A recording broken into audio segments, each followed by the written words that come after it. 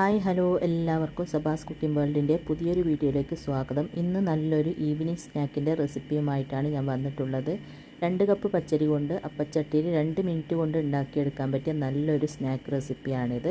അപ്പോൾ നമുക്ക് വേഗം തന്നെ എങ്ങനെയാണ് ഇത് ഉണ്ടാക്കുന്നതെന്ന് നോക്കാം. അതിന് മുമ്പായിട്ട് ചാനൽ ആരെങ്കിലും സബ്സ്ക്രൈബ് ചെയ്യാതെ കാണുന്നുണ്ടെങ്കിൽ എൻ്റെ വീഡിയോ ഇഷ്ടപ്പെടുകയാണെങ്കിൽ പ്ലീസ് ഒന്ന് സബ്സ്ക്രൈബ് ചെയ്ത് സപ്പോർട്ട് ചെയ്യണം. പിന്നെ ലൈക്ക് ചെയ്യാനും ഷെയർ ചെയ്യാനും മറക്കരുത്.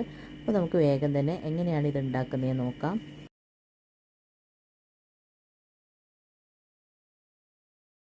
അപ്പോൾ സ്നാക്ക് റെഡിയാക്കാൻ വേണ്ടിയിട്ട് ആദ്യം തന്നെ നമുക്ക് പച്ചരി ഒന്ന് വെള്ളത്തിൽ കുതിർത്തി വെക്കണം. അതിന് വേണ്ടിയിട്ട് ഇതുപോലൊരു ബൗളിലേക്ക് 2 കപ്പ് പച്ചരി ഇട്ട് കൊടുക്കാം.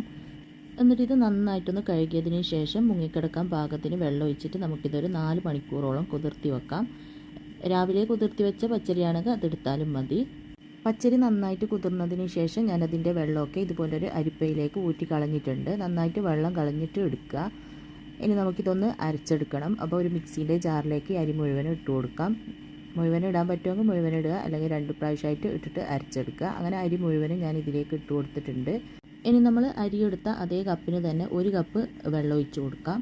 പിന്നെ 3 ഏലക്കായി, 1/2 ടീസ്പൂൺ ചെറിയ ജീരകം ചേർത്തിട്ട് ഇത് നന്നായിട്ടൊന്ന് അരച്ചെടുത്തിട്ട് വരാം. നല്ലതുപോലെ തന്നെ അരച്ചെടുക്കുക. അങ്ങനെ അരച്ചെടുത്ത മാവിത ഇതുപോലൊരു ബൗളിലേക്ക് ഒഴിച്ച് കൊടുക്കുന്നുണ്ട്. എന്നിട്ട് മിക്സിൻ്റെ ജാറിൽ ഒരു 1/4 കപ്പ് വെള്ളം ഒഴിച്ചിട്ട് അതും കൂടെ ഒന്ന് മിക്സ് ചെയ്തിട്ട് ഇതിലേക്ക് ഒഴിച്ച് കൊടുക്കുക. പിന്നെ വെള്ളത്തിൻ്റെ അളവ് കറക്റ്റായിരിക്കണം. ഞാൻ അരി എടുത്തത് 250 ml കപ്പിന് അളന്നിട്ടാണ്. ആ കപ്പിന് തന്നെയാണ് വെള്ളം ഒഴിച്ച് കൊടുക്കുന്നത്. അപ്പോൾ 1/4 കപ്പ് വെള്ളമാണ് ഇതിലേക്ക് ഇപ്പോൾ ചേർത്ത് കൊടുത്തത്. എന്നിട്ട് നന്നായിട്ടൊന്ന് മിക്സ് ചെയ്തതിന് ശേഷം ഇതൊന്ന് അടച്ചിട്ട് നമുക്ക് മാറ്റി വെക്കാം. ഇനി ഞാനിതാ ഒരു പാത്രം അടുപ്പത്ത് വെച്ചിട്ടുണ്ട്. ഇനി ഇതിലേക്ക് ഒരു 5 ശർക്കര എടുത്തിട്ടുണ്ട്, അതിട്ട് കൊടുക്കാം. 300 ഗ്രാം ശർക്കരയാണ് ഞാൻ എടുത്തത്. 250 മുതൽ 300 ഗ്രാം വരെ ശർക്കര നമുക്കിതിലേക്ക് ചേർത്ത് കൊടുക്കാം. എന്നിട്ട് ഇതിലേക്ക് നമ്മൾ അരിയെടുത്ത അതേ കപ്പിന് തന്നെ 1 കപ്പ് വെള്ളം ഒഴിച്ചിട്ട് അടുപ്പ് ഓൺ ചെയ്തിട്ട് ഇത് നന്നായിട്ടൊന്ന് മെൽറ്റാക്കി എടുക്കാം.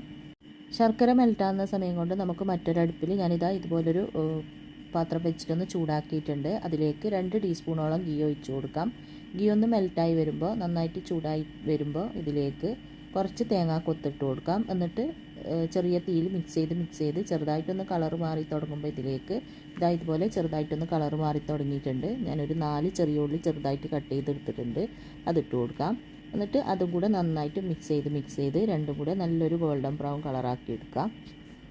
അങ്ങനെ നന്നായിട്ട് മിക്സ് ചെയ്ത് ഇതുപോലെ നല്ലൊരു ഗോൾഡൻ ബ്രൗൺ കളറായി വന്നിട്ടുണ്ട്. തേങ്ങാക്കൊത്തും ഉള്ളിയെല്ലാം നല്ലൊരു കളറായി വന്നിട്ടുണ്ട്. ഇനി നമുക്കിത് എണ്ണയിൽ നിന്ന് കോരി മാറ്റിയതിന് ശേഷം അടുപ്പ് ഓഫാക്കാം.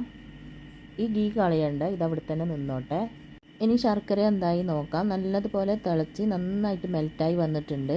നന്നായിട്ട് ശർക്കരയെല്ലാം മെൽറ്റാവുമ്പോൾ നമുക്ക് അടുപ്പ് ഓഫാക്കാം. ഇനി അടുപ്പ് ഓഫാക്കിയതിന് ശേഷം ഇത് ചൂടോടെ തന്നെ നമ്മൾ അരച്ച് വെച്ച അരി ഉണ്ടല്ലോ അതിലേക്ക് അരിച്ചിട്ട് ഒഴിച്ചു കൊടുക്കാം. ആ ചൂടോടെ തന്നെ അടുപ്പത്ത് നിന്ന് എടുത്ത ഉടനെ തന്നെ ഒഴിച്ചു കൊടുക്കുക. മുഴുവനായിട്ട് ഒഴിച്ചിട്ട് പെട്ടെന്ന് തന്നെ ഇതുപോലെ മിക്സ് ചെയ്ത് കൊടുക്കുക. പെട്ടെന്ന് തന്നെ മിക്സ് ചെയ്ത് കൊടുക്കണം, അല്ലെങ്കിൽ ചൂട് കൊണ്ട് ഇങ്ങനെ അരി കട്ട കെട്ടിയതുപോലെ ആയിപ്പോവും. അതുകൊണ്ട് ഒഴിച്ച ഉടനെ തന്നെ പെട്ടെന്ന് നന്നായിട്ട് മിക്സ് ചെയ്ത് കൊടുക്കുക. അങ്ങനെ ഇതാ നന്നായിട്ട് മിക്സ് ചെയ്തിട്ടുണ്ട്. ഇനി ഇതിലേക്ക് നമ്മൾ വറുത്തെടുത്ത തേങ്ങാക്കൊത്ത് ഉള്ളി ഉണ്ടല്ലോ അതിൽ നിന്ന് പകുതിയോളം ഇതിലേക്ക് ഇട്ട് കൊടുക്കാം. പിന്നെ ഒരു 1/4 ടീസ്പൂണോളം ബേക്കിംഗ് സോഡയും കൂടെ ചേർത്തിട്ട് വീണ്ടും നന്നായിട്ടൊന്ന് മിക്സ് ചെയ്ത് കൊടുക്കുക. അങ്ങനെ നമ്മുടെ ബാറ്റർ ഇവിടെ റെഡി ആയിട്ടുണ്ട്. ഇതുപോലെയാണ് ബാറ്റർ ഉണ്ടാവുക. ഇങ്ങനെ കുറച്ച് ലൂസിലാണ് ഉണ്ടാവുക. വെള്ളമൊക്കെ പറഞ്ഞ അതേ അളവിന് തന്നെ ഒഴിച്ചു കൊടുക്കുക. അപ്പോൾ ഇതാണ് നമ്മുടെ ബാറ്ററിൻ്റെ കൺസിസ്റ്റൻസി. ഈ ഒരു രീതിയിലാണ് വേണ്ടത്. ഇനി നമുക്ക് ഈ അപ്പം ചുട്ടെടുക്കാം. നമ്മൾ തേങ്ങാക്കൊത്തും ചെറിയ ഉള്ളിയും പൊരിച്ചെടുത്ത ആ ഒരു ഗീ ഉണ്ടല്ലോ അത് നന്നായിട്ട് ചൂടാക്കിയതിന് ശേഷം അതിലേക്ക് നമ്മൾ റെഡിയാക്കിയ ബാറ്ററിൽ നിന്നും 1.5 കൈയിലോളം ഒഴിച്ചു കൊടുക്കുക.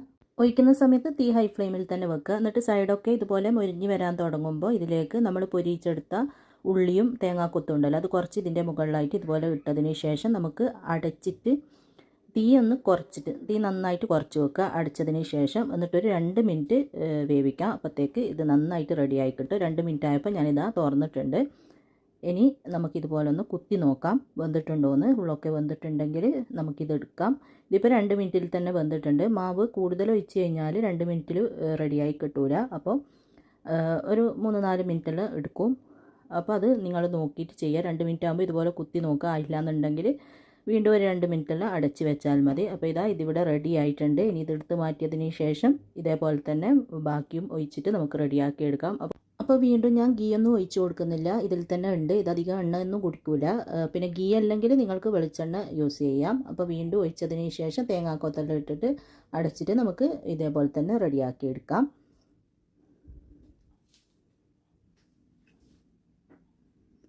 അങ്ങനെ ഇതാ എല്ലാം റെഡി ആയതിന് ശേഷം ഞാൻ ഇതുപോലെ സെർവിങ് പ്ലേറ്റിലേക്ക് മാറ്റിയിട്ടുണ്ട്. ഇനി ഞാനിതൊന്ന് മുറിച്ച് കാണിച്ചു തരാം. ഉള്ളൊക്കെ നല്ലതുപോലെ ആര് വന്നിട്ട് നന്നായിട്ട് കിട്ടിയിട്ടുണ്ട്. അപ്പോൾ നിങ്ങളെല്ലാവരും ഇതുണ്ടാക്കി നോക്കുക. ചായക്കൊപ്പം കഴിക്കാൻ പറ്റിയ നല്ലൊരു സ്നാക്കാണ്. എല്ലാവരും ഉണ്ടാക്കി നോക്കിയിട്ട് ഇഷ്ടമായ അഭിപ്രായം പറയാനും ലൈക്ക് ചെയ്യാനും ഷെയർ ചെയ്യാനൊന്നും മറക്കരുത്. എപ്പോഴും പറയുന്നത് പോലെ സബ്സ്ക്രൈബ് ചെയ്യാതെ കാണുന്നവർ സബ്സ്ക്രൈബ് ചെയ്ത് സപ്പോർട്ട് ചെയ്യാനും മറക്കരുത്. അപ്പോൾ ഇൻഷാ അല്ലാഹ് അടുത്ത പുതിയ നല്ല റെസിപ്പിയുമായിട്ട് നമുക്ക് വീണ്ടും കാണാം.